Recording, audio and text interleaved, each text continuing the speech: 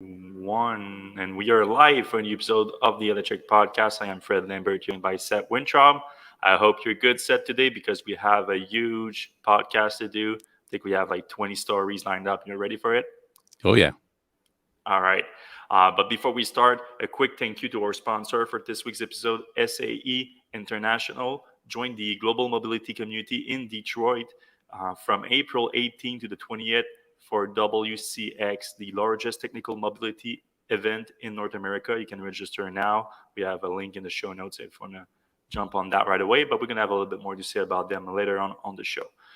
All right. So obviously, it's going to be a Tesla heavy episode because of the Investor Day and actually Investor Day, but there's a lot of other stuff going on too at the same time. So Tesla heavy stuff at first, but a bunch of other interesting news at the end too that's not Tesla related. So stay tuned for that. But let's jump in right away with a focus on Tesla Investor Day to start with. So Elon himself said it, like the biggest news, if you want to focus like on what's actual news out of Investor Day, was the announcement of Gigafactory Mexico. Not super exciting, obviously, because we already knew it was pretty much a done deal a few days ahead of it. But yeah, now it's official. It's official, and a few more details about it. It is going to be just outside of Monterrey, so it is going to be in Nuevo Leon, where Tesla already had a deal to have like the quicker border, going through the border faster and all that. So it's going to be there. It's going to be on a huge piece of land. Actually, when Tesla bought the land for Gigafactory Texas, we were impressed by just how large it was.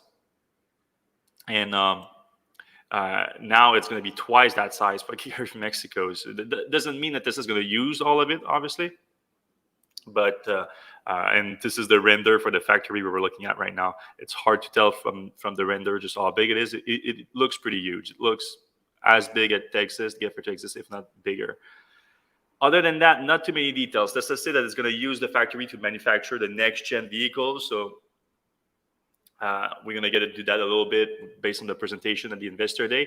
The next-gen vehicle platform wasn't discussed it wasn't as clear as the previous platform that Tesla released. It's more like a few additional incremental manufacturing and design improvements that put together makes sort of a new way to produce a car. And they're going to use that to produce new vehicles, including one that's going to be for Texas. Obviously, a lot of people are talking a Model 2 or $25,000 Tesla vehicle. It looks like this new cheaper model, is going to be produced in Mexico for the American market and in Shanghai for the rest of the world. So that's where we're looking at. That's how we see it right now. And also part of that Investor Day event, Tom Zhu, who's now basically the head of manufacturing and automotive at Tesla, made it clear that they are sort of finalizing this Gigafactory group where Gigafactory is seen as a product in itself, and they just going to deploy that same product to new market. And of course, Zhu is known for the leader of Gigafactory Shanghai, which is by far the most successful Gigafactory that Tesla has deployed yet. So he said that they're going to try to just replicate that everywhere now based on the same team, basically.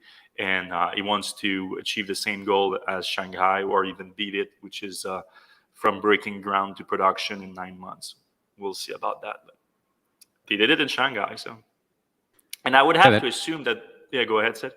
No, they know how to do it. They have the expertise.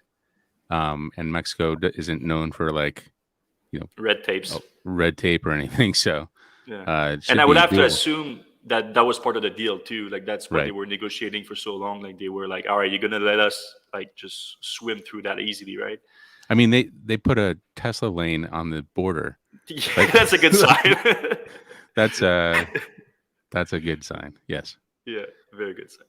All right, so actually, Elon himself said that was the biggest announcement on Investor Day, but he made that kind of at the end, just before the Q&A session.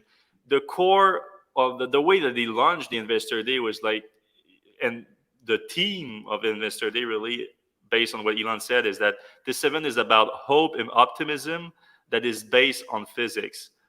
Earth will move to a sustainable energy economy, and it will do so in your lifetime. So that was kind of like the message they wanted to get across, is like, we can do this, we can move the world to a sustainable energy economy. And then they actually like did the maths to prove that. They haven't released them online. Well, maybe they just did. I just got an email actually that I need to look at, but The they're white paper? supposed to, yeah, some kind of white paper where we can actually see the details, because now they focus more on like the result. But to be honest, like there's not much to doubt here. There's doubts about like just how feasible it is, but the math adds up. Like so that's the base math here, basically. Like 240 terawatt hour of storage, 30 terawatt of renewable power. That would require an energy investment of $10 trillion. These are the things that people are like, yeah, really? Because, of course, Tesla is extremely efficient in terms of capital expenditures. So maybe if they base themselves on that, but Tesla is not going to be the one doing that $10 trillion by themselves. Half the energy required. That I thought that was a good point, and I knew about this, but it wasn't obvious to me. So I like that they pointed out. The land area required less than 0.2% of the world. That's also like I don't think that many people think that's a problem. 10% of the 2022 world GDP, also interesting, and no actual surmountable problem in terms of resources, which I also agree with on that. So yeah, the biggest point to start with that was really interesting is like you actually need less overall capacity if you're just more efficient with it, and electrification is more efficient with that capacity. So they compare like if you just use the current primary energy consumption from fossil fuels, you need about half of that if you go electric, just because you don't have all that heat loss. Right. Which I think is the main. Yeah, I don't think the public really understands that completely, and I don't think maybe they'll understand that after this presentation either. But it's an important thing to kind of know and get out there. I also does put things in perspective in terms of like feasibility. Like, oh yeah. I mean, it seems like, and especially since you can charge any time of day and you can kind of put energy back into the grid, it kind of seems like a better situation. The other thing that I thought was pretty interesting from this part of the presentation was that mining the materials, lithium, nickel, whatever, iron, is actually less mining than, all the mining for coal and oil and all the other stuff. So like going to a sustainable economy, you're actually reducing the amount of mining out there. I hadn't heard that before. And I don't know exactly how that works, but that's an interesting vector to kind of contemplate.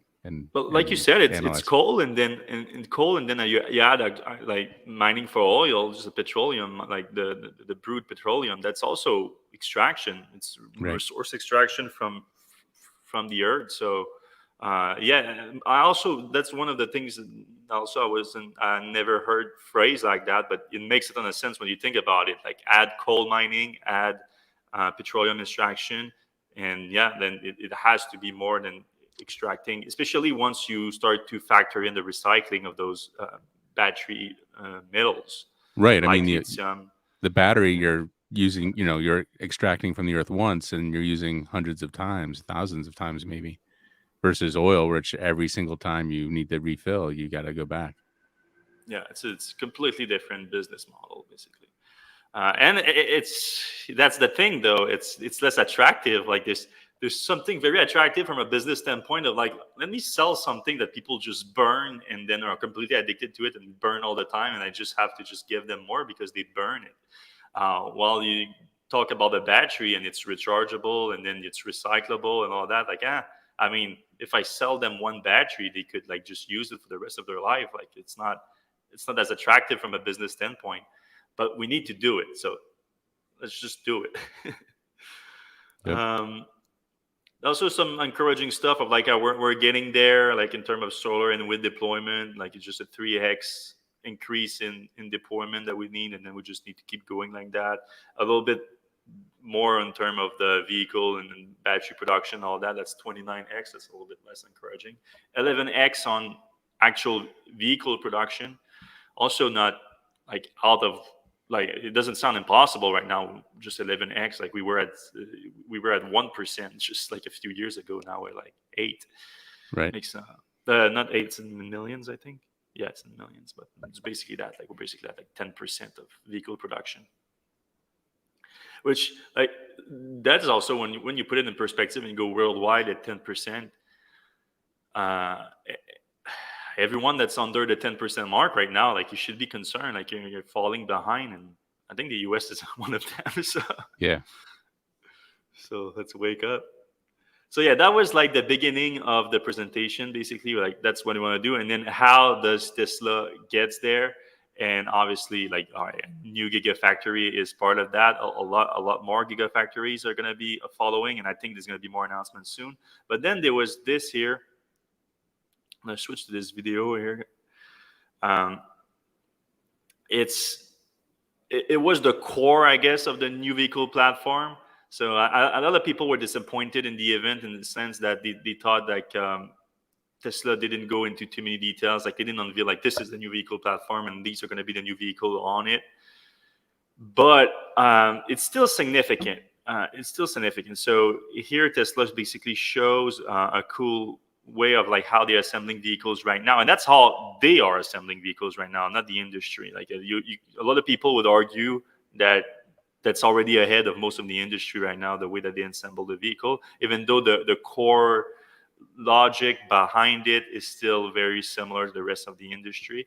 But yeah, the problem like okay, like you have to put the interior in like that, you have to put all the panels on the vehicle, paint it, remove some of the panels, then you merge it with the powertrain. That's what's happening right now. Then you put in the seats and the center console, all that. Finally, you bring back the panels and the glass, and then you have a vehicle.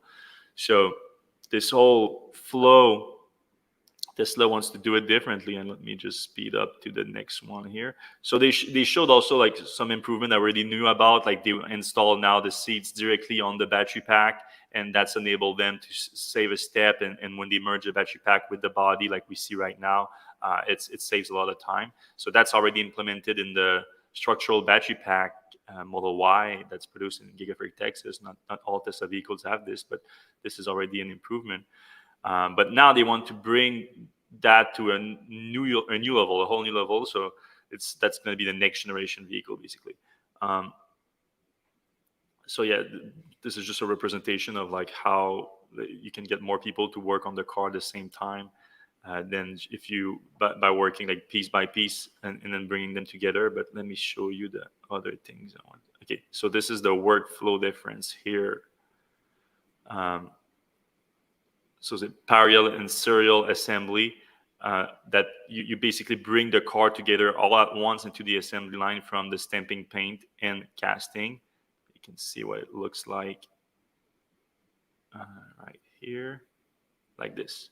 They call it the unbox process. That's what they're calling. So you can see the stamping on the top. Basically going to be the body of the vehicle. And then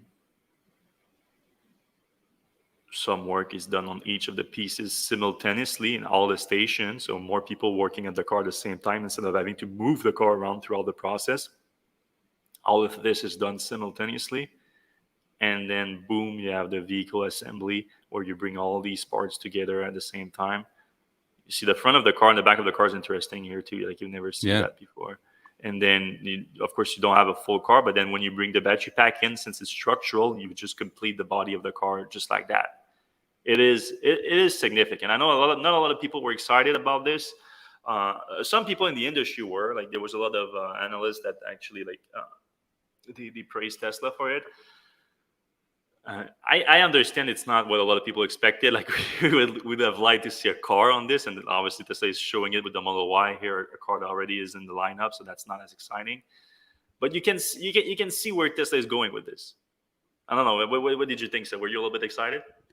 Yeah, I mean, it certainly was interesting. I don't know, like if you're trying to build a car as fast as possible, this seems like it would be beneficial. But like if you're just building cars like thousands at a time, there's like, I went to school for systems engineering and we did all kinds of like equations that I totally forget, but like there was like, you know, this, we had studied the assembly line and, you know, Deming and Toyota's improvements, and like it doesn't seem like this would actually help, as long as everybody's busy and everybody's doing work and things are moving along. Like I don't know that this would help, but I guess like if it's a shorter process and they can get cars together, you know, with less amount of work, I guess it would make sense, and each car would take less time to make. I mean, that obviously would be better, but I guess, you know, we'll see when the numbers come out. And you know, is this going to be part of the new Model Y, or is this going to be something we're going to see for the Model 2 or whatever they're going to call that smaller car?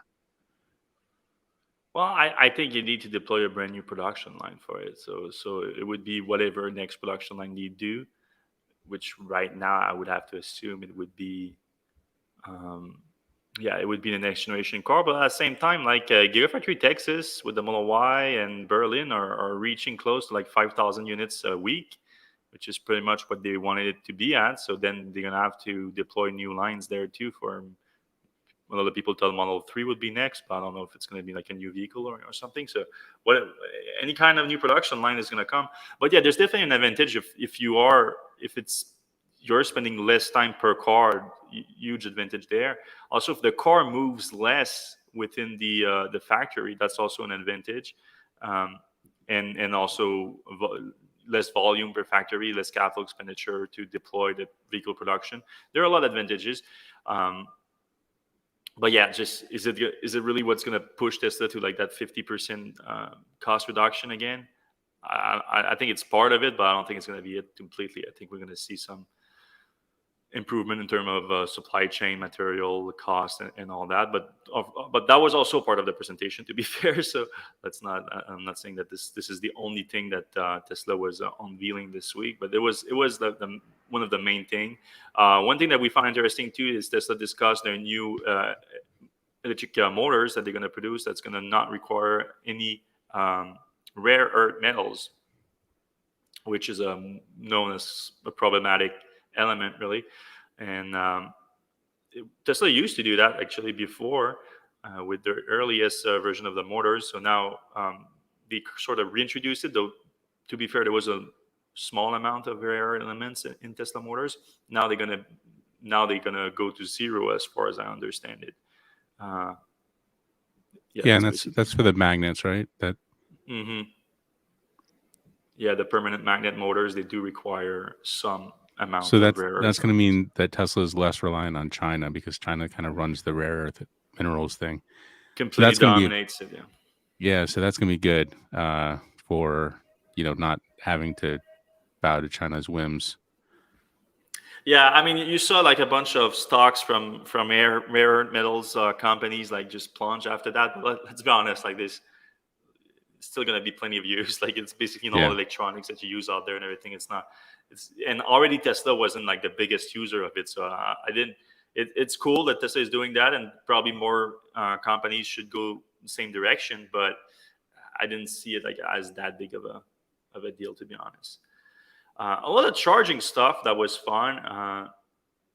One that was the most surprising of all probably is a wireless home charging station was teased, and a lot of people missed it because it was the first time I've seen her. Rebecca Tunichi, she's the head of global charging infrastructure at Tesla. She did a very good presentation about supercharging and Yeah, decision charger and all it was that. refreshing to see a woman in a Yeah. Tesla presentation.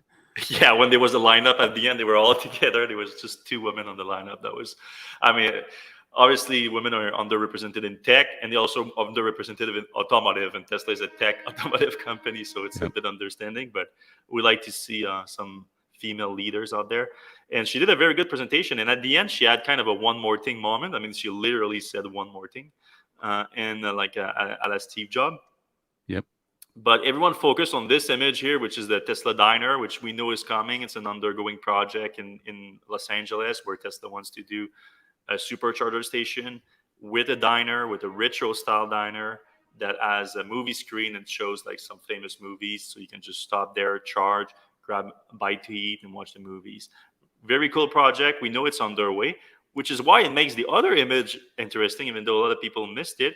The other image shows a Tesla, like a large Tesla wall connector, but it doesn't seem to be connected directly to the Tesla vehicle. But there's a pad underneath right there.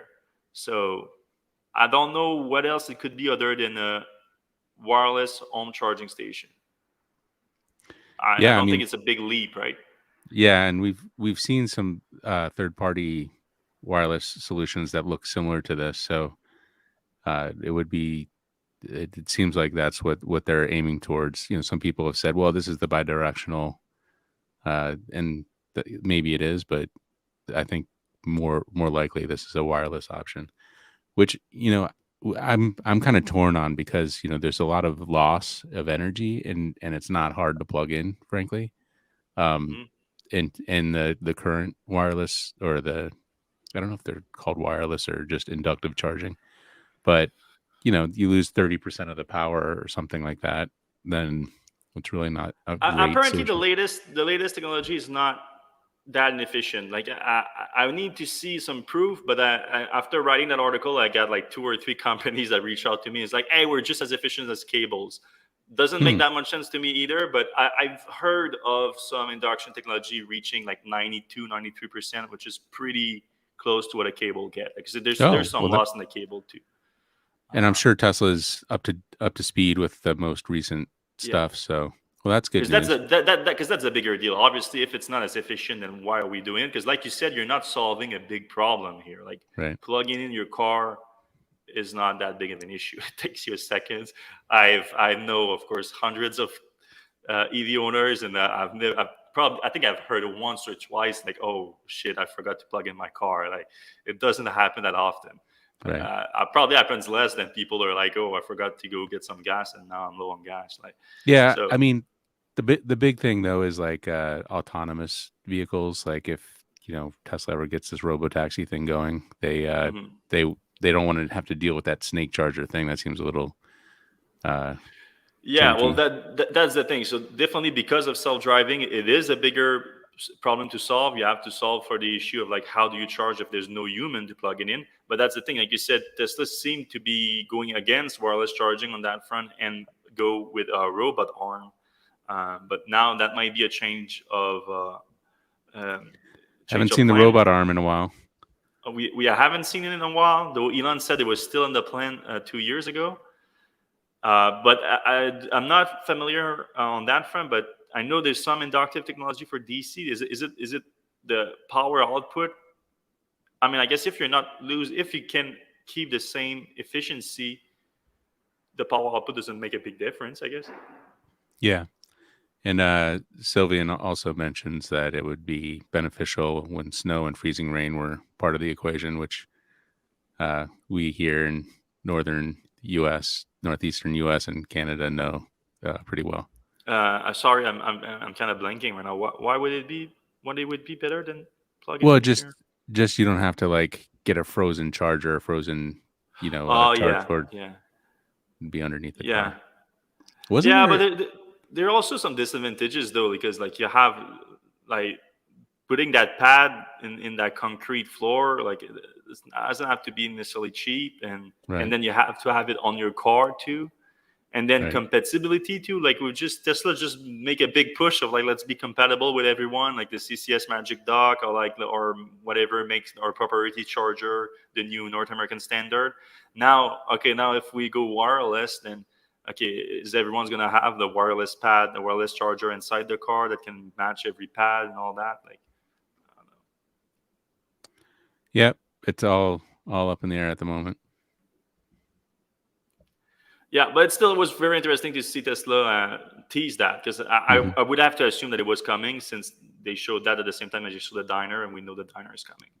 All right, Right. another big thing on charging that was not part of the charging presentation though, so a little bit more vague. It was a question, and of course, it's a question that often comes up when it comes to Tesla, especially lately as other automakers have gone all in on bidirectional charging. Tesla was asked about it again, and Drew Baglino, Tesla's VP of Power Engineering, said that within the next 2 years, they are integrating bidirectional charging in all Tesla vehicles. So within the next 2 years, all Tesla vehicles will have the capacity for bidirectional charging. So now he said that, and then at the same time, Elon said, I don't think very many people are going to want to use bidirectional charging unless you have a power wall, because if you unplug your car, your house goes dark, and this is extremely inconvenient. So right after Baglino is like, yeah, we'll do it. Within 2 years, we'll have it. Elon sitting right next to him was like, yeah, no one's going to want to use that. Yeah, I don't get that, to be honest with you. I I've heard Elon say that or poo-poo bidirectional charging quite a bit, and part of me is like, well, he doesn't want to kill his Powerwall business, but I feel like both of those can exist together. Um, you can have a Powerwall that kind of keeps things going while your car is not there, and then you have basically like 5 or 6 or more Powerwalls worth of a battery in your car that's just sitting there. Like, why not, make that part of the backup solution? And it's just a couple pieces of electronics that and some software that you need. It like most of the expensive stuff is already there. So I don't get why Elon is so down on charging. I remember last time they talked about it.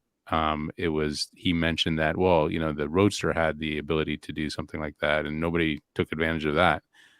But the Roadster was a different animal, different, world we lived in. So Yeah. I mean, I get what you just like. I think that like some people were confused because Baglino said that and Elon said that. So like, are they just not in agreement? Is it happening or not happening? I think it's happening. It's just that um, like you said, they are doing it in the car because you can do it fairly easy. It's not a big thing to add to the car. Then it's more about the integration to the house that's a bigger deal. But mhm. if the car can do it, is compatible with any system, then uh, you just increase the value of the car by doing that.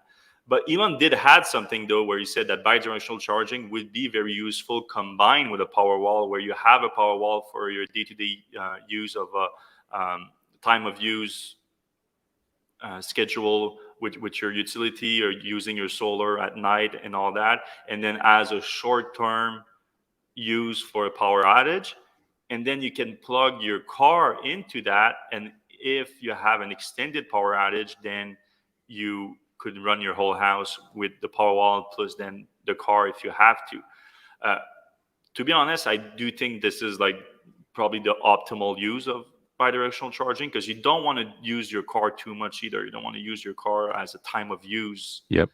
uh, that's never going to work. You can use it as backup power because that's relatively infrequent depending on where you live. Hopefully, yeah. Yeah, I've been in Mexico for the last 3 weeks. It's a little bit more frequent here. So I wouldn't want my car to have to back up my house all the time if I want to use my car long term to have a good battery pack. But yeah, this is the optimal use. And then, like you said, you don't want to cannibalize the Powerwall business. If you just can combine the two, that would be good business too. Yeah, but I mean, I have to say, like, just having the ability to plug your car into your house into your car, like that alone, you're basically mimicking what a generator does, and people pay $10,000 for generators. Uh, and you have enough batteries in most EVs to power your house for days. So to me, it's like there's a lot of value, like, $10,000 worth of value in putting a bidirectional and, a little bit of hardware and software, and, you're getting $10,000 more out of your car, which is basically paying for the battery. Yeah, you're getting it. You're right if you compare the value to like a battery bank, but obviously, even if you buy the car with that intention, I don't think most people are going to use it like that much. It's true that it has the capacity, but we'll see. What I would be why I would like to see Tesla being excited about this is I would like to see Tesla integration into the home electrical system, because Tesla Yep. is famously very good at that, very good at power electronics, very good at frictionless integration. So and we haven't seen much of that. Like I still have yet to see the Ford Power thing, whatever, like Yeah, with Sun Power, yeah, and I think it's with Sunrun. the Sunrunner, Uh, right? and yeah, that's really like people who have gotten those trying to get those installed have reported to us anecdotally that they're not working fantastically. So Yeah. a lot of work to get that. We'll get there. It's just Hmm. not It's quite still early. popular. It's in its Right. infancy right now. But yeah, I would like to see what Tesla does with that. All right. Another thing about charging was really interesting. Tesla is announced that they're about to launch, this summer, starting in Texas, unlimited overnight charging for $30 a month.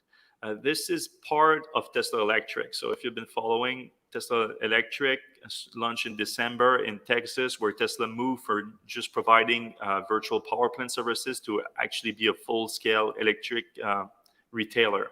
So they have an electric plant base for them for Powerwall users. So they just sell and buy electricity, and they do that through their own system if you have a Powerwall. Now, still in Texas, because they are regulated as an electricity retailer, they're going to launch a product that's not just for Powerwall user, but actually for any Tesla owner. Maybe Tesla owner with a wall connector. That I'm not so sure. I don't think they really need a wall connector. Any kind of charging would work, I would assume. But they're gonna offer, you pay $30 a month, and then when you plug in your car, they haven't said the hours just yet, but they said overnight, you won't have to pay for that electricity. And that's a big deal. $30 a it night is a big deal, especially if you're thinking about replacing your F-150 with a Cybertruck. Yeah, I mean, any kind of car that demands a little bit more power, or a car where you drive a little bit more often, like if you're just driving a few miles a day, you won't see a big difference, because your electric bill probably, you don't see that much of a difference from charging your car right now. But if you're a power user and you drive a lot, $30 a month is pretty cheap. And they can do that obviously because demand control is the biggest thing, and that's the thing too, that why Tesla is not super excited about their bidirectional charging, is that they think that instead of sending back into the grid, just controlling the load itself is the first step. And they're right about that. If you can control the load, you already have so much more usefulness in your electric grid. And if you can incentivize like this for people to just charge at night, it's controllable load. You just move the load from one place to another, and you move it to a place where it's a lot cheaper, because people are not using electricity as much. And in terms of Texas, they also have a lot of wind power, and wind power also comes at night, sometimes more at night too. So you end up having a bunch of electric capacity at night that people are not using. So if you can incentivize them to use them for super cheap, and that's something that they're not going to do during the day, because right now the people in Texas, they arrive at work at 5, 6, 7 p.m., plug in their car, and the car charges right away if they're not have set it to overnight charging. And during that period of time, that's where there's a lot of demand on the grid. So if you can just shift a little bit of that demand later, and it's starting to be more like, there's a lot more Tesla vehicles out there now, so it's starting to be significant load if you can just bang them up together like that and shift them all to overnight charging. You can never shift them all, obviously, but a significant amount. We're talking about millions and millions and millions of dollars worth of electricity. Yeah, eventually billions. And the savings is like, like a typical driver will spend $300 or more a month on gas. Especially if you have a F-150 type of situation and you're driving hundreds of miles a day, this is a tenth of that price, and you wake up every morning with a full tank. It's a pretty hard deal to pass up, and I'm sure a lot of people in Texas are really thinking about this. Yeah, and obviously it's not all your charging is done at home, but vast majority of it is. So it's not a complete like $30 to whatever is your current consumption in fuel and in gasoline, but it's getting close. All right, amid all of that, all the charging news, before the event itself, Tesla announced that they're opening the Supercharger to non-Tesla EV owners. So last week we showed you the Magic Dock, because Tesla was installing the first station in New York State. Now they have officially launched so that non-Tesla EV owners can actually show up right now to, I think it's 10 stations in the US, most of them in New York, and then I think 1 or 2 in California, but it's going to grow pretty fast. And they show how it works, which is pretty simple. You just put your Tesla account, credit card, show up to the station, choose a stall, and then unplug and charge. And Seth, I think you did it, so you can explain in a little bit more details. Yeah, it's pretty simple. If you've ever had to use like an Electrify America or EVgo, Hey, this is it's Seth. you got an app. Uh, you get an app and you you know, as you said, you just pick the stuff. The bigger problem is like, well, Teslas are all alike and they have rear driver's side plugs. Well, Chevrolet Bolt, as you see here, has a front driver's side plug, so you have to pull in front ways, and then you are in the wrong spot for the charger because so you're taking up two slots. So there's a lot of things that Tesla's going to have to work out. My solution is like go around and install the Magic Dock on the end, where a non-Tesla vehicle won't be taking up extra parking slots, and then fill them in as they go along. And I think Tesla's got some new charger configurations where they're kind of on the side rather than at the back. The version 4 we've seen a little bit of has a longer cable, so that'll be better for Ford F-150s and Rivians and Porsches. So all these little things are going to matter, but the experience is pretty simple. Like you yank the thing out, you set it up, and once you hear a little click in the supercharger, which is the Magic Dock engaging, and then you kind of push it in and yank it out, and then you have a big CCS connector, and you can throw that in your non-Tesla EV, and it starts charging pretty much as quick. It's funny, I've never fast charged this Bolt until this point. I mean, fast. So, and I was only getting, I think, 25 kilowatts here, but basically you wrote the story. I was like, hey, I'm in New York. Where's the nearest one? And I was like, I'll just bust out there.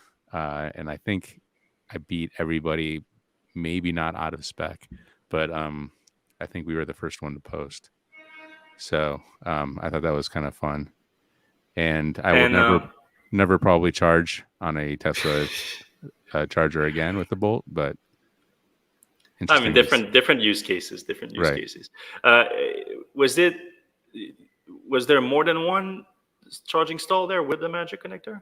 Yeah, all of them had that. Okay, all of them. I think there was. So it's is that a brand new supercharger station, or did you just added that to them? Not super new. It's I think maybe like 1 or 2 years old, and it's a level 3, or sorry, a version 3 one.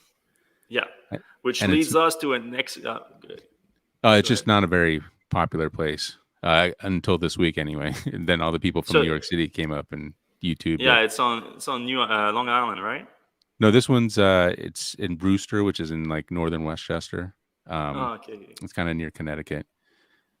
Yeah, there was a few in Long Island too, I think. I don't think there's maybe not Long Island. I think upstate New York. Just in upstate? Okay. Yeah. All right, so that leads us to is it there? Yeah, Supercharger V4. Tesla is starting to deploy the first ones. One has been spotted in the Netherlands. I'm not going to try to pronounce where it is, but you see it right there. This gentleman right here was able to spot it and share the video where we cannot, it's still covered and everything, but you can see it's the Supercharger V4. And there was one picture where you can see the inside of it here. But the main thing is you see really the size of it, just how much bigger it is than the current stall. And not that exciting in itself, though there might be a potential for like a little bit more power electronics in there instead of the back stall. So like the Supercharger have back hands and then you have the stall, and the current electronic in the stalls are not much, but maybe there's a way to combine them now. But the biggest thing with the height is the charging cable. So you see here a regular Tesla stall. This one is like a whole foot taller. And the way the height of the cable starts at the maximum height of the stall and wraps all around the stall rather than inside the little hole that you have in the current Supercharger station. And this one looks like it has the Magic Dock too on it. So obviously, longer cable would be part of the solution of the problem that you just mentioned, which is that it's hard to reach the charge port on certain models, and which may it, like Tesla had to know that. Like they knew that already. So I don't know what's the. I think it's going to be like pretty problematic to keep retrofitting a lot of these stations with those magic dock, because we're already seeing it. Like it's been days, and you already see like a bunch of people just parking and blocking two stalls. It's going to create a lot of frustration, I think. Yep. And I don't even know what's the advantage of that if they just like deploy the new V4 and these are the ones that you open up to other. I don't know. Maybe they're doing it like you said. It's not a very popular station that they did it at. Maybe they just saw that the usage rate was like you never reach more than like I don't know 40% usage, so it's worth doing it because if you have an untested vehicle showed up and they take two stall, it's not going to affect anything. So maybe that's what they're doing, because otherwise, I think it's going to be a whole mess. Yeah, there's going to be some issues, I think, but I don't know. We'll figure it out. All right, Dale, that was all the Tesla news. So now we're going to jump to the non-Tesla news. But before we do that, I want to just share a quick word about our sponsor, ACE International. Seth, take it away. All right. This week's episode is sponsored by SAE International, hosts of the WCX World Congress Experience event. For 2023, WCX is set to return to Detroit from April 18th to 20th at Huntington Place. As the largest technical mobility event in North America, WCX brings together thousands of engineers, suppliers, and mobility professionals to exchange ideas, discuss today's challenges, and build powerful relationships to move your career and the industry forward. Join the global mobility community in the Motor City this April to stay up to date on the latest technological advances, participate in roundtable discussions, and network with the brightest minds in the industry. Gain a competitive advantage and meet the people shaping the future of mobility. Visit wcx.sae.org to register now or hit the link in our show notes. Thank you, SAE, for sponsoring this week's episode of the Electrek Podcast. All right, Ford is going to restart. They have a restart date for the F-150 Lightning, March 13. So it's coming in just a few weeks. Still a good 2 more weeks almost of being out of production. And when did that start, the production? Because it was a few weeks ago. Yeah, a few weeks ago. So looking not at a month ago. You're looking like February 4th, so a month and a half. Right. That's significant, especially for something that they can't make enough of. They can't make enough of. It was a very exciting vehicle program. This year was supposed to be a big ramp, and now you remove a month and a half of it. It's not gonna be great. And obviously, also the issue itself with the SK cells and all that. That's a bit of a loss in confidence. But they have figured out the issue, and I mean. I think I'm very glad that like the EV programs are surviving these things like pretty easily now. Like it used to be like, oh, like there's a few fires and it's the end of the world and all that. Like the Bolt is the biggest example, and the recall was mishandled like terribly, and we had to basically like twist GM's arm into recalling that car. But now the Bolt is back and they are ramping up production this year too. So it's not. Like vehicle programs are surviving that, so it looks like Ford handled this fairly well. It's just 6 weeks behind this year, which is significant. Yep. Still on Ford, big win for them this week. The US Postal Service announced that they're gonna buy over 9,000 E-Transit vans from them. So this has been a big story over the last few years about. The US Postal Service contract to electrify their fleet. They made this big announcement about 10% of their fleet going electric, and people just got outraged by it, rightfully so, I think, because these are primed to be electrified, just primed to. And instead, they're like, all right, now we can just do 10%, even though they were completely not retrofitting, but they were updating the entire fleet, which was an aging fleet. So the timing was perfect. This is the time to do it. And if you are a fleet operator, you want to go all electric. It makes so much sense. So after a bunch of basically being ridiculed for a year or so, like I don't remember what is I don't know if Jamie wrote that post. I'm not sure if he's gonna put the name of the guy. He hates him so much, the head of the of the US Postal Service. But that guy was like basically pressured for the last 2 years to change the situation, and they finally agree in December that they're gonna electrify their entire fleet by 2026. Yeah, I think And DeJoy yeah, is his name. the joy, yeah. So one of the bigger contract, one of the first early contracts is this one here. So you're gonna be expecting to see some Ford e-Transit as your local postal service vehicle. It's gonna be a And change, and it's not. those vehicles are perfect. Like they Yeah. get 120 miles of range. Ford can make tons of them. They're already making tons of them. It's just like, duh. Like, why, Oshkosh, needs to spin up a new design that looks like a freak show. Like you've seen the USPS Oshkosh thing. It's like got that low hood and the weird back and everything. I don't get it. Like, I don't know why they won the bidding for this, and I don't know why Ford didn't just say, hey, we build these already. And they're standardized, and you can get them off the shelf or whatever. So I guess this is good. I think Oshkosh probably was just like, yeah, we can't do what we said we were going to do. Just go to Ford. And I think Oshkosh gets some of their drivetrains from Ford anyway. So I don't even know what Oshkosh is involved for anymore. Yeah, they were so ugly to the car, really the ugly. trucks, whatever anyone called them. That's really what the truck. All right, the new VW ID.3 was unveiled this week. A little bit updated design. Hard to get excited about it here because it's not coming to the North American market. But for a few European friends that are listening to the podcast,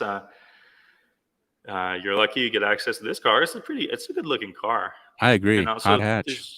and a hot hatch too. There's not a lot of that in the segments here in the US. Like basically, that's why you're driving the Bolt TV. It's Right. That's it's my as hot close. hatch.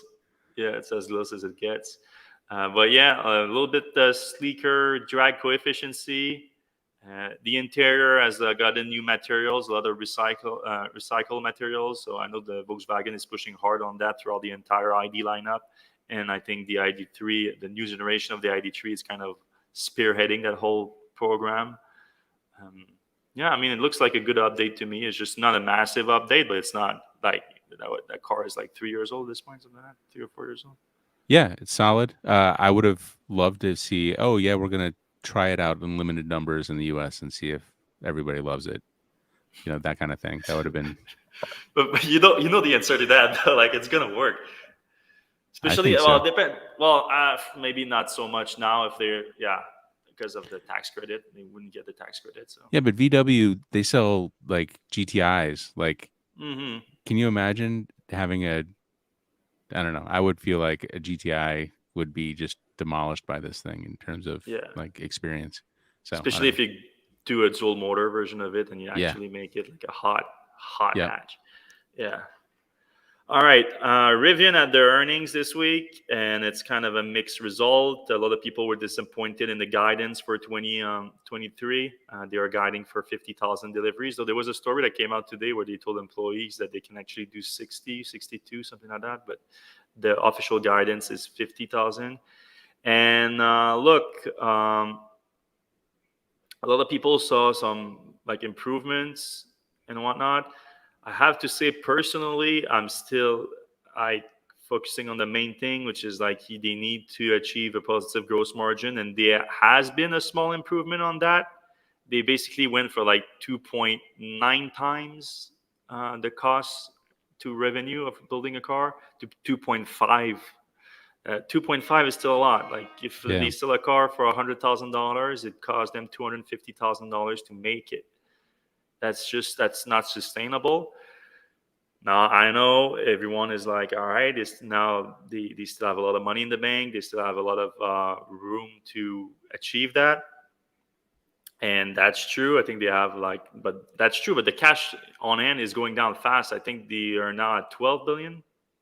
Do we have that? Yeah, Yeah, 12 they billion. have 12 billion on end, which just it sounds like a lot, but it was like 18 billion just a few, just not Yeah. that long ago, because it goes down fast. Yeah, you don't, and generally you don't want to run out of money. Like you don't want to be at that point. Yeah, They are making some progress though, and they did have 2024 as the time when they're gonna break even and start theoretically making money on their vehicles. yeah, that's what they say though. But like, I'm trying to see a path to that, and it is just hard right now to see that path. There was some like encouraging front outside of the actual gross margin on the car, where you look at research and development cost and selling and general administrative costs, like just the general operating expenses rather than the actual cost of building the products. Those have went down significantly, so they are losing a little bit less cash every quarter on that front. But the product is really like the manufacturing is the hard thing when it comes to electric vehicles or any vehicles really, but especially electric vehicles. If you want to achieve it in volumes, there's just not that many companies out there that are producing electric vehicles in high volume. Rivian is one of them, relatively high volume, but they are losing so much money on it. And it's still the case. They brought in $663 million in revenue from selling it was I think 10,000 or so vehicles that quarter, and it cost them 1.6 billions to build them. So 2.5 times what they're selling them for. Not good. A little bit better, but I just don't see how, like, within a year can they really bring that to a positive gross margin. We would need to see like big jumps every quarter, like bigger than what we've seen from the last quarter. And the last quarter, there was a big jump in production we would thought would help, and then in the next few quarters, the jump in production are not going to be super big if they aim to be producing 50,000 cars by the end of the year. That's 1,250, 500 a quarter. No, a little bit more than that. Yeah, a little bit more than that. Like, but still, it's not a big jump from what they're already producing right now. So they're going to have to find improvements outside of economies of scale. So that it's not easy to do. Yeah, and they have two other problems to deal with. They have the Kia EV9 coming out soon. So, some of the people on their wait list might jump over to that. And then, of course, Volkswagen Scout brand is going to be coming in 2025. I'm sure they're going to start showing those off and getting people excited about that. So the time for Rivian to kind of get their things in order is probably really soon. And, this Max Pack is something that's kind of interesting as somebody who's waiting on a R1S, that I'm kind of tempted to get the 390-mile thing, but you have to give up the 4-motor option to do so. And I wonder what the price, for the bigger range and the fewer motors is going to be. So there's some interesting things happening, but, we really want to see that, cost per vehicle to go way down. Yeah. They haven't announced the pricing on that new Max Pack? No. Okay. Yeah, I mean, especially if you're going to be towing things with it and whatnot, it can be useful. Yep. Is it not backing on? Okay. All right. Speaking of the EV9, that's the last post for today. So after that, we're going to take your questions. If you guys have any questions, put them in the comment section right now. You can ask us about specific subject that we discussed today, or subjects about the EV world that you want us to get into. I think we already have a ton of questions today, though, but maybe we have time to take a few more. So you can put them in the comment section right now. So yeah, the EV6, there was this new teaser, that give us like a better look a little bit EV9. at EV9. You're right. Sorry. And I make that same mistake a bunch of times. Yeah. Silhouette. So it's not a great look at the car, but it looks like it's going to be a sharp looking vehicle. Like you're right that the Rivian R1S has maybe something to worry about a little bit, because it is like Kia has never been seen as the super like premium brand, but they're with their EVs. They start like the EV6 is, I Yep. think, it's a solid looking car, and if they can replicate that in a large SUV format, I mean, I think this looks better. Like, again, not a great look, but I think this looks better than like an Escalade right now or something. I agree. And, we kind of give Kia, when we saw the EV9 prototype, we're like, they're never going to make anything that looks like that. And it doesn't look exactly like the prototype, but there's definitely some like reality coming into here. Mm-hmm. But it still looks pretty impressive. It's not like, how Nissan just kneecapped the design of the Aria, and now it looks like a Leaf kind of. They're not doing that. They're making it, really quite stunning. Yeah, I mean, and if the EV6 is any indication, like the actual production car was very solid too. All right, let's jump in the questions. Adam Wibley says, "Do you think Model 2, which is the lower priced Tesla, will not have autopilot? When do you think they will make a truly affordable vehicle with cloth seats, metal roof, not luxury, etc.? Cost estimate. You think?" I think all Tesla vehicles going forward is going to have autopilot or a version of self-driving, so I don't think that's likely. But yeah, everything else sounds about right. Model 2, likely cloth seat. Yeah, metal roof. I don't know about metal roof, just based on the manufacturing technique, though. That's like Tesla is starting to get a lot of advantages out of a glass roof, just Mm-hmm. for the manufacturing aspect. So maybe that I'm not sure, but yeah, just less luxury in general. Though I know that sound like a lot of people when I say that and talk about Tesla interior and I say less luxury, they're like, where are they gonna take the luxury from? Because there's not that much. Personally, I like it. I like the interior of a Tesla vehicle, but yeah, I understand the point. All right, James Careens says, comment, refreshed Model 3 might have 48-volt architecture, new drive system, replacement of wood dashboard strip, hardware 4 computer, and then maybe after release they will add headlight camera. Yeah, we didn't talk too much about the 48-volt thing, but that's Yeah, something pretty interesting. yeah. I mean, we Tesla already indicated that was coming. We didn't know exactly when. And again, what's kind of like the Model Y was supposed to have it for a while, and Mm-hmm. then they sort of scaled that back because they didn't want to invest too much in a new platform. They kept it closer to Model 3. Um, Now, whether the Model 3 is going to have it, the new version, I don't know. That's a possibility for sure. So that's what is not as exciting about the new vehicle platform, because we, they probably going to introduce this when they can on new production line.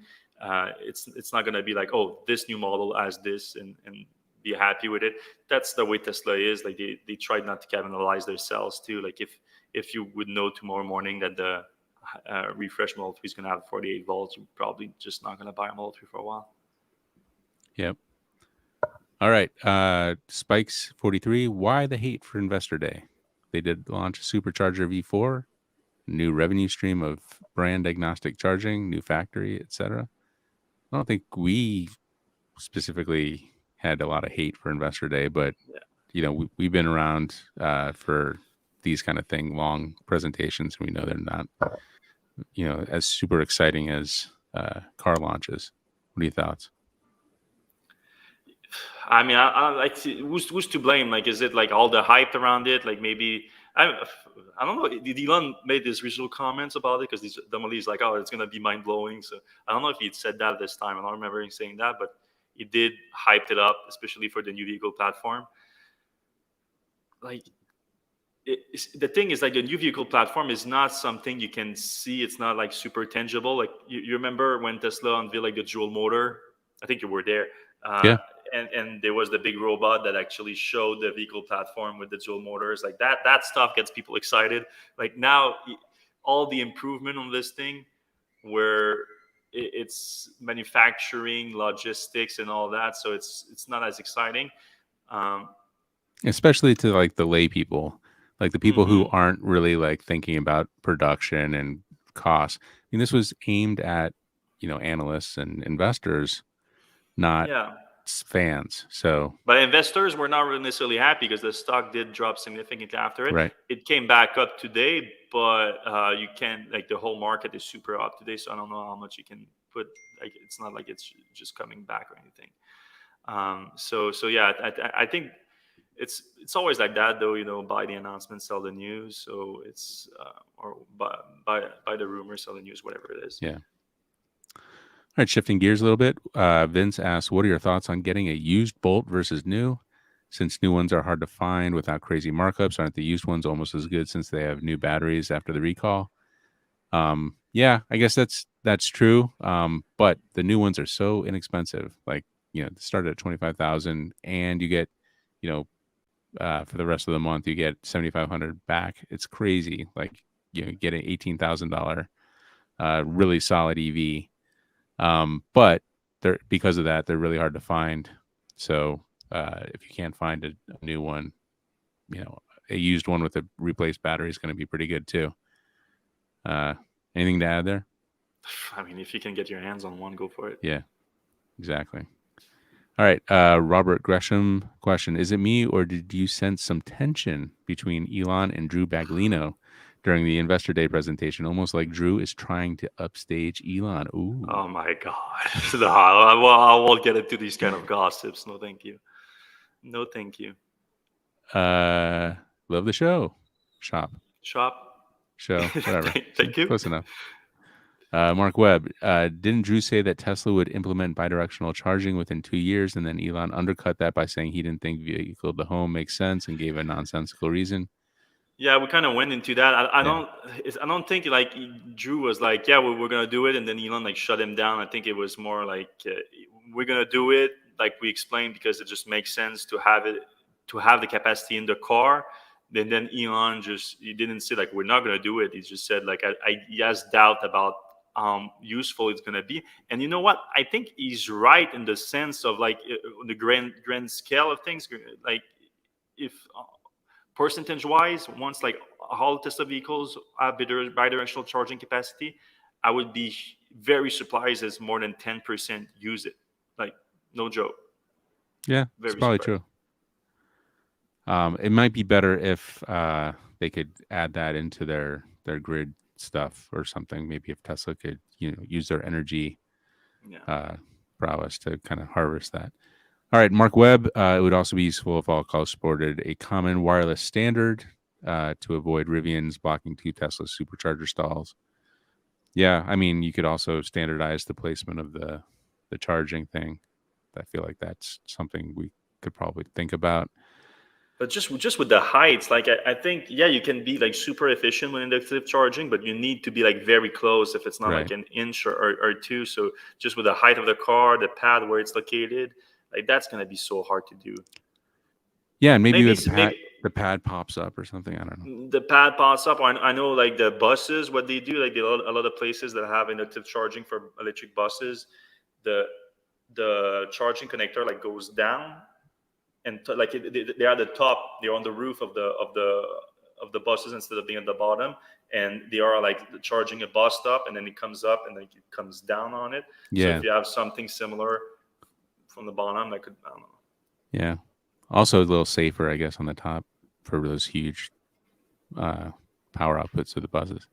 Yeah, all right, here's something we didn't think of. Wireless takes care of the getting out of your car to unplug the cable at the charging station in a dark garage with a creepy dude approaching you issue. So I know, charging in the middle of the night.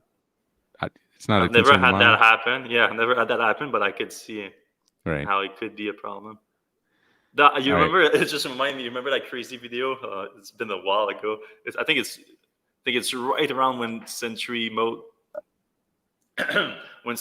started, and you had this guy that was actually attacked at a supercharger station, and the whole thing was captured on Century Mode. Like, the guy tried to carjack him, but he was high on something or whatever. Right. Yeah, like it was weird. It went terribly wrong, and he chased him away. All right, Rick Skinta, I disagree. I'd totally use the battery backup, and so would 10% of other people. Yeah, some people it makes sense for them. I agree. Pay $23,000 after incentives for 2 power walls for emergency, or use my huge car battery to help out in the rare occurrence. It's it's power sales concerns and Powerwall sales concerns. Yeah, but that's the thing. So for you it makes a ton of sense because you did buy the power walls for backup power, but most people they don't do it for that. Like it's not the biggest market. Some people do it for sure. If you want to do a generator, it makes more sense to go with a power wall. The cost can be a little bit different, but still. But I think most people buy it like to combine it with a solar system. All right. Sly says Elon doesn't believe in it, needs it because he's not connected to real life usage. Yeah, I don't know. I think he's still right to a degree. Elon's argument against vehicle to home was that if you had an outage, you couldn't drive your car without losing power to your house. Very illogical explanation point. If your car has no vehicle to home capability, then lose power regardless. So again, we're still on that, but Elon is looking at it from like he looks at the power wall, like what. So basically, if you have bidirectional charging on your car, it's like you have a home battery pack. Everyone agrees on that. A model home battery pack with a lot more capacity, sure, but it's still that. And then you look at the power wall, which is the most popular home battery pack out there, and you look at the use cases of like why people buy them. And Elon looks at it, it's like most people buy them for time of use, a benefit combined with the solar system. That's the primary use of it. Most people, and again, I'm not arguing that there's no case for it. I'm one of them. I have power walls at home and I don't have a solar system. I use them for backup power. So I'm one of them. Like it would make sense for me. But I know it's not most people. That's it. But if you are one of those person like me, then yeah, it makes sense. Yeah, more people chiming in. If power goes out, that means an ice storm or hurricane, and I'm not leaving the house during that. And when you do leave the house, you can just unplug, I guess. I get, there's arguments for and against, but I think the option would be nice. All right, let's move on to some other stuff here. Free overnight charging and we're still on bidirectional. Our opens a business opportunity. It's fascinating by that stuff. Like it's crazy. Charge at night and then pump up. I'm really curious to see how it's gonna pick up because the hype around it is so huge.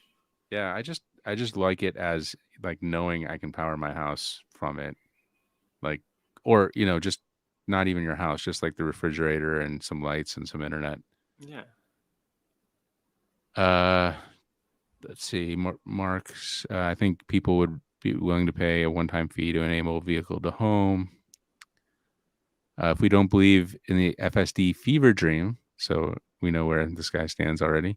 Doesn't the higher utilization of car batteries via backup peak shaving make perfect economic sense?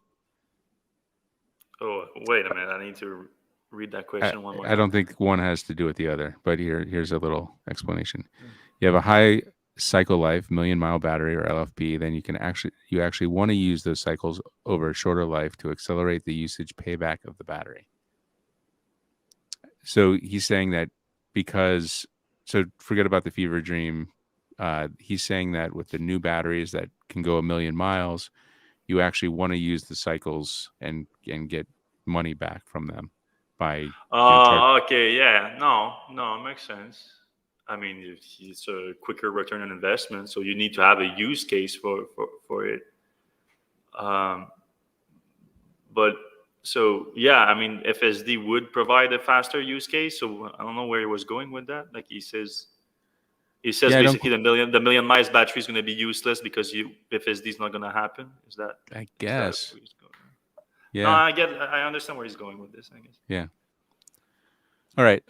Moving on. MJ42 Kramer. Those are not as ugly as the USPS EV mail trucks. We're talking about the Ford e-Transit.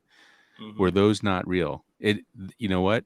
I wasn't sure they were real either, but at CES they had one there. Yeah.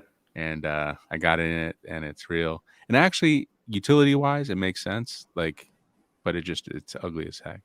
Like there was clearly nobody designing that thing. It was just that front end is just.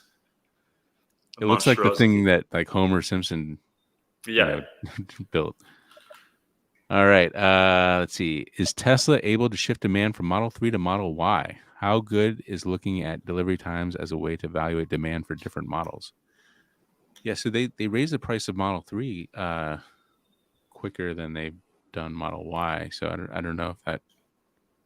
don't know what that means for No, demand. Model Y prices, since the big drop in January, Model Y prices kept going up and Model 3 prices kept going down. Oh, okay.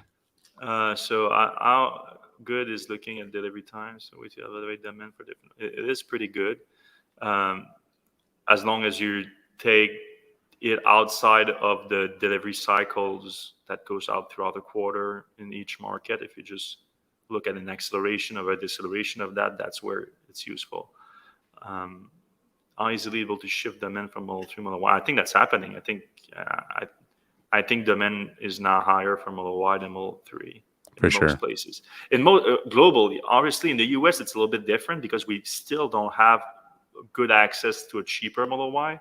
There's a standard range, like the structural battery pack out of Texas that you can buy on inventory. But once Tesla actually pulls the trigger on the standard range Model Y, be able to order in the US, I think it's going to be the best seller by far. All right. Sly, another small car that is not coming over here to North America is the Honda E. A little bit excited, a little bit less excited about that one though. Yeah, But and I guess you can kind of get the Mini. yeah, And exactly. get The Mini is same idea. a good compromise. Here's a good question. Do you have new hair glasses? I wonder if he's talking to you or me, though. I have. It's not new glasses, but I lost during my trip. I lost my usual ones. Oh, okay. So I'm using different glasses right now. New hair, yeah. I mean, I've been in Mexico for 3 weeks and I haven't shaven. I haven't cut my hair. I haven't shaved anything. I'm trying to become Tarzan around here in the jungle. Nice. All right. Getting toward the end here. When do you think the first production car will roll off the assembly line in Giga Mexico? What do you think the planned annual output would be? I think we saw something today where they were going to try to beat the Shanghai record of 9 months or 6 months or whatever. Yeah, 9 months from breaking ground. I don't know when they're going to break ground. I would assume relatively soon. So yeah, I mean, there's a real possibility that would be like by the end of the year, or early next year. And then the planned output, they said 1 million vehicle, which makes sense because of like the new production process is dense. Like you don't need as much volume, space floor, and all things like that. Here's an interesting point of view from our own Mikey G, who's got a great podcast. You guys should listen to it. Sure. It seems to me that one purpose of the Investor Day was to downplay Elon Musk's importance at Tesla. It looked overt that Tesla Inc. wanted to rein in Musk and showcase the rest of the talented team. I didn't get that initially, but like now that I think about it, it was pretty like, it was like, hey, there's quite a few people here running the show. It's not just Elon. What do you think? I mean, they have done that another day, like whatever they want to call them, like the AI day, battery day. They had showcased other executive, but yeah, I would agree that this one was like a little bit more extensive. Like Elon basically didn't do much other than a little bit at the beginning and a little bit at the end. So yeah, I can see that. John Will says, did you see the State of Charge YouTube channel charging the Lightning on the Supercharger? The cable is literally too short to charge the F-150 without breaking the cable or the stall. I did see that. We're fans of Tom. What are you going to do? I mean, you can still park. You have to just park into like basically take 3 stall. Then you right, or park on the end, and theoretically, most of the chargers have one of those like side chargers. You could use one of those. I don't know. Maybe they'll make a CCS extender cable or something. I wouldn't be surprised if Ford did something like that. All right, we're getting toward the end. Oh, actually, we're not. There's a lot more. Yeah, there's a lot of questions today. Do you think more. Tesla will leave the original models S and X out of some of the tech improvements mentioned, such as 48-volt battery, 4680 battery, structural battery pack? Yeah, I mean, Elon basically confirmed that during the presentation. He was very adamant that bringing those significant changes, improvements, you need to shut down the production lines, and they just don't want to do that. So. All right, here's an interesting question. Today, Fisker had a ship of some oceans arrive. Heard EPA maybe 360 miles. Any change of thoughts? Good for them. Magna. Yeah, delivery? I'm gonna have to. I'm not a big fan of Fisker. Like I just not a lot of hope for them surviving this Yeah. landscape right now. But we'll see. But Magna's building them, and we know Magna can build them. So we'll Yeah, see. can they build them profitably though? We'll see. Yeah. And who's going to fix them and all that? Yeah. James Korean's question: when are they going to introduce new paint colors at Giga Texas? Well, we did see that they had new colors there, so not too far from Yeah, now, probably. I had a few sources on that. Like they were like super excited at Tesla. Like we have Quicksilver and Cherry Red is the other one at the event and everything. But like everyone was asking them like, "Hey, does that mean that you're bringing them to North America?" It's like, no, this is for Investor Day. This is for Investor Day. They kept saying that. So like, Yeah. we're due for some new colors. All right, Paul, Long Ranger. Question: are the Tesla chargers going to be limited to cars that can fast charge, or are going to be waiting an hour and a half for the bolts to charge? Well, clearly, we showed that the bolt was working, so they're not limiting it. No. So, Well, again, I have the suspicion that they're only releasing these magic docks at stations that are not that popular. If someone can challenge me on that, do it. Like I'm not as familiar with the two station in California where they also open. Maybe those are more popular. I don't know. yeah, the one in Brewster is like ghost town. Dead. Yeah. Yeah. Let's see. We're pretty close to the end here. Rick Sinta, I agree with Mikey G for sure. It felt like Elon asked Drew to speak more. Stu, question: when are your thoughts on the rate of lithium mining growth compared to the rate of EV growth? Yeah, well, mining is one thing, and the processing of the ore is another. So it's good business. It's a good business to get into because we do need a lot more of it right now. The rate though seems to be catching up to EV growth. That doesn't mean that it's going to stay the same going forward, but I'm optimistic about it. Just like Elon said during the call too, nickel is a bigger concern right now for myself and most people, I think. Yeah. All right, kind of a long-winded here. The main obstacle to Vehicle to X is actual charger availability. Excited for Enphase's solution, which is a solar inverter company, which will hopefully be affordable and integrate easily well with their solar offerings. Can't wait till Vehicle to X combines with inductive charging and a virtual power plant. What a dream. Just pull into your normal spot and auto bidding starts wirelessly. Exactly. Yeah, I mean, Enphase and Solar Edge and all these power electronics manufacturer related to solar it makes the most sense for them to get involved in that process. All right, Rick Sinta's just off the call with Fisker, and they are guiding for profit for year one. So we'll see. I wish them the best of luck, honestly. All right, question. Any thoughts? This is the last one on Rivian's quarterly results. Vikas, go back into the podcast a little bit. We talked about it quite extensively.